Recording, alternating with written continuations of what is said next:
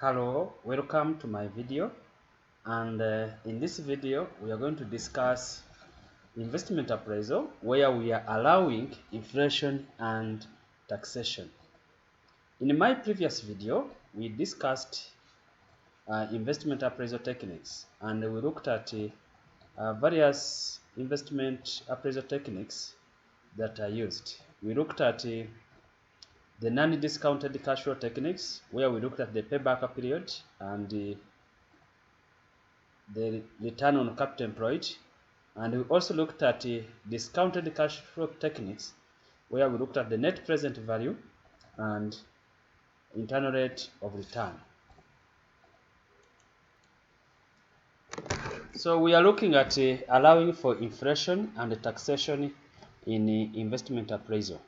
So I can say that in every economy, whether developed or developing, there is inflation. However, the level of inflation just varies, but at least there is some degree of inflation in every economy.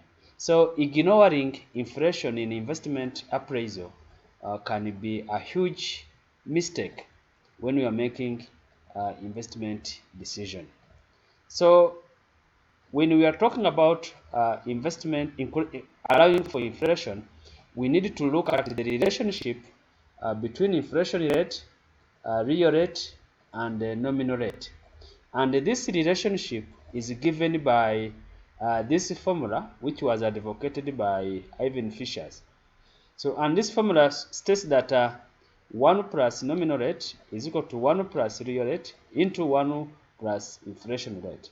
So from this formula, you can be able to determine a nominal rate, you can be able to determine a real rate. It is a matter of arranging your formula. So let's talk about these terms that we have introduced. So the first term we are talking about is a nominal rate, and when you talk of a nominal rate, is the rate after adjusting for inflation.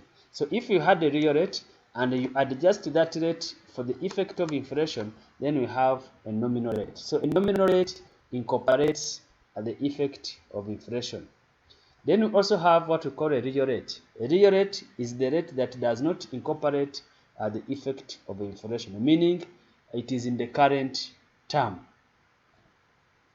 Now, when you have adjusted for inflation, or when there is inflation in an economy, then it means that you need to adjust your cash flows for the effect of inflation. So in case your cash flows are in real term and you have an inflation, then those cash flows must be adjusted for the effect of inflation. And when you adjust the cash flow for the effect of inflation, then you must discount those cash flows using a nominal rate. However, if the cash flows are in real term, or what we say the cash flows are in current terms, if your cash flows are in the current terms, then you adjust or you discount your cash flows using a real rate.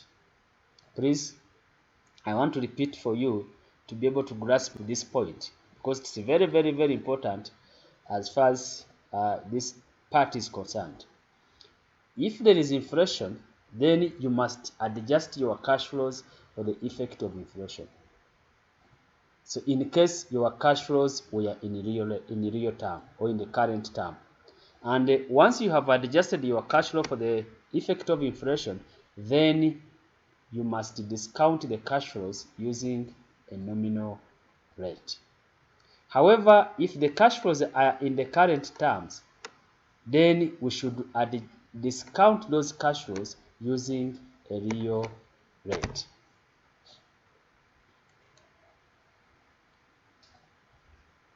We have this simple example. Investor require a nominal rate of 15%.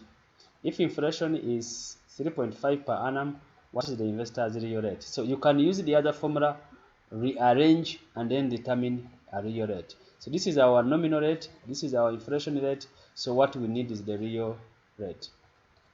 So if we restate our formula, we have 1 plus nominal rate equal to 1 plus real rate, into 1 plus real rate. So to get the real rate, as I said, you get 1 plus nominal rate divided by 1 plus inflation rate. So what you get here, you less or you minus 1. So you can substitute in the figures that we have in our formula, in our question, and then determine our real rate. So in this case, our real rate will be 11.1%. So let's look at this detailed example a bit. And a company is appraising a project that would have initial expenditure of 100,000 on 1st January 2001. We have 500 units of product would be sold for each of the next 5 years. So we are going to have constant revenues. Then on 31st December, this is important. On 31st December, the selling price is 50 and the variable cost is 20. Meaning at the end of the year, remember we started on 1st, but these prices are reflected on 31st December. And the variable cost is as at 31st December. Inflation is at 6% per annum, and the company uses a discount rate of 18.72%. So meaning that these ones are in nominal. So those are the current value at 31st December. So in this case, it means they incorporate this 6% inflation. Now, unless the question has specified, if you have an inflation and you have a discount rate, then you are going to assume it is a nominal rate, unless the question has said that you have a real rate. So what we need to do first is to determine our contribution. And how do we get our contribution? Remember in my previous video, I said to get a contribution, you get the selling price minus the variable cost, you get the contribution per unit, then times the number of units, then you get your total contribution. And as I said that the selling price and the variable cost are already, they have an inflation because there was an inflation of 6%. So it means to get our real selling price or our real contribution, we need to divide the figure we have here by our inflation factor, which will be 1.06. And then you are going to get our real cash flow. Now, we need also to get a real rate. And from our formula that we saw, to get a real rate, we get 1 plus nominal rate divided by 1 plus inflation rate. As I said, if there is an inflation and you have a rate of return, unless the question has specified, you consider that rate of return as a nominal rate. So if we adjust for our real rate, we get a real rate of 12%. So we can now compute our net present value. So period 0, we have this investment, and this is our discount factor at 12%. So we get this. Then from period 1 to period 10, we are going to have the same figure, which is 14.15. So this is constant. Because it is constant, we are using annuity here, and then we get 79,953. So if we subtract, we get a minus 20,047. So this means that our NPV is negative. So we reject this project. But I want to emphasize this. Because here we had from year 1 to year 10, we could as well inflate the cash flows, but this could be big. So it is simple, if you have many years, to put your cash flow into real cash flows or into current terms, then you can use the same cash flows. But if you are using inflation, then each year the cash flows will be different and the question will be very big. So another example, still on inflation, and this is a bit broad. We have initial investment of 2 million and the terminal value, meaning our residual value is 0. So the initial investment is 2 million and the residual value is 0. Selling price is 20 per unit. Expected selling price, inflation is 3. This is the inflation on selling price alone. Variable cost is 8 per unit.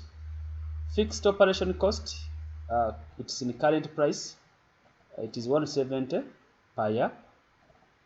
Expected operating cost, inflation, that is variable cost plus fixed, it is 4%. So these are the demand for the unit. The company uses a nominal discount rate. The good thing, our discount rate of 10% is already in the nominal, so we don't need to adjust it. Then the capital employed, return on capital employed is 30 per year. Then calculate the NPV, IRR, and the return on capital employed. So what we need to do first when you have this question, because you have different inflation for different activities. Selling price, we need to get the revenues. So when you are getting the revenues, it means we need to inflate our selling price. Then for operating cost, we need to inflate our operating cost to get the inflated operating cost. Then once you get our revenues, then we have the operating cost, then we can get the contribution. Then from there we can discount to get our NPV. So this is working one. This is our working one is revenue.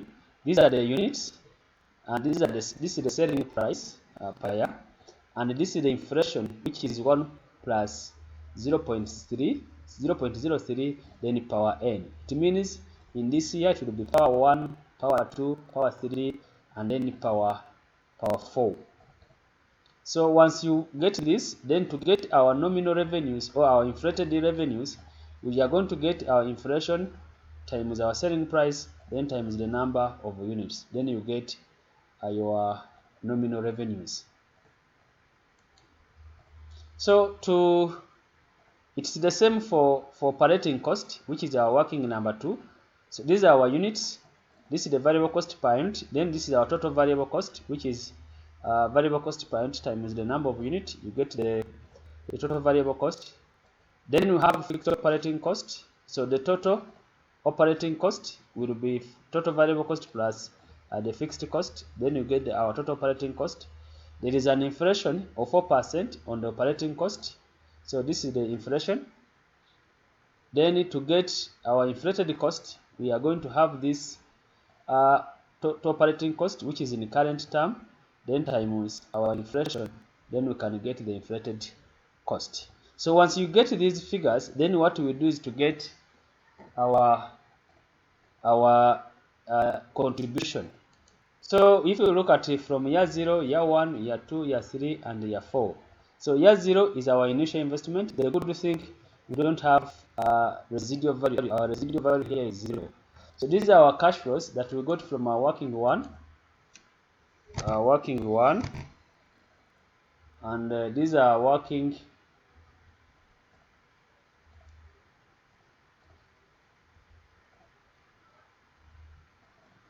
We got from our working number 2.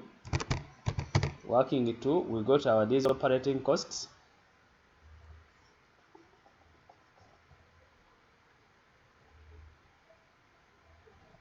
So we are getting our revenues minus operating cost. So then we get our net cash flows for these years. So once we get our net cash flows, then we can have our discounting factor at 10%. Then we can be able to get our net present value. So this is our net present value. So remember, at 10% we had a positive NPV, and we need to calculate our internal rate of return. So because at 10% we had a positive NPV, in order to get a negative, we need to increase our 10%, our cost of capital. So in this case,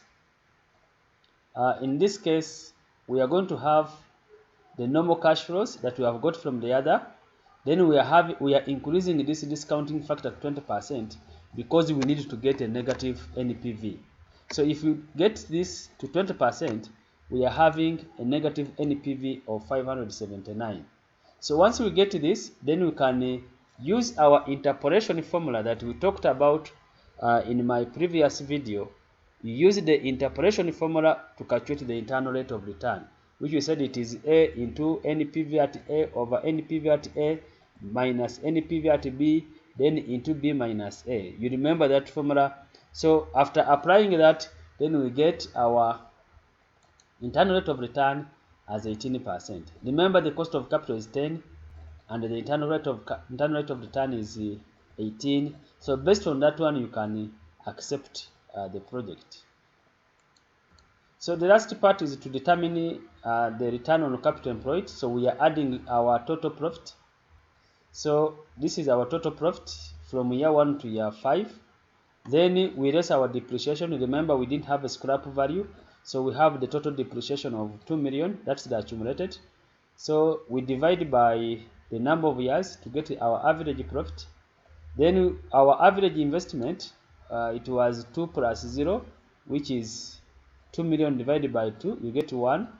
And so you get the other 249,919 divided by 1 million, you get 25% as our return on capital employed. Remember, the target is 30%. So in this case, we are rejecting this investment.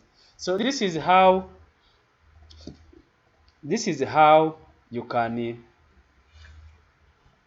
incorporate inflation. Your cash flows will increase with the inflation. And once you have inflated your cash flows, the next step, you need to look at the return you are going to use. If it is a real rate, you need to determine a nominal rate. But if your cash flows are in a real rate, then in a real term or current term, then you can go on to discount your cash flows with the current, with the real rate. So, so